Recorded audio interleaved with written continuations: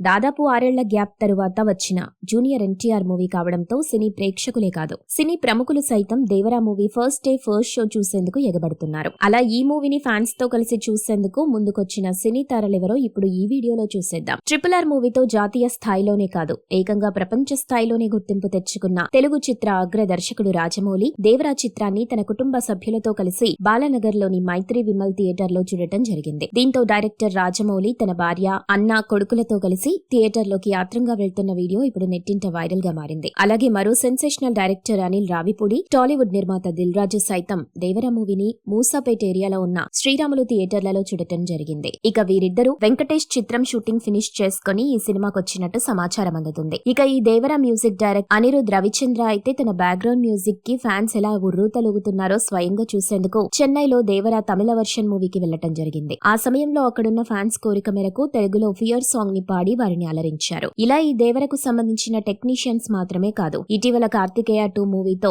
Pan India hit అందుకున్న చందు మొండేటి కూడా తన కొడుకుతో కలిసి జూనియర్ ఎన్టీఆర్ దేవరా మూవీ చూడ్డానికి రావటం జరిగింది. ఇక రాజమౌళి కొడుకు కార్తికేయ అయితే ఏకంగా దేవరా మూవీపై రివ్యూ ఇచ్చి మా నాన్నగారి పేరు మీద ఇండస్ట్రీలో ప్రచారం అవుతున్న మిత్ ను జూనియర్ ఎన్టీఆర్ బ్రేక్ చేశారని తెలిపారు. మీరు ఇలాంటి ఇంట్రెస్టింగ్ న్యూస్ అప్డేట్స్ మరిన్ని తెలుసుకోవడానికి ఇప్పుడే మా ఛానల్ ని లైక్ చేయండి, ఫాలో చేయండి, సబ్స్క్రైబ్ చేయండి.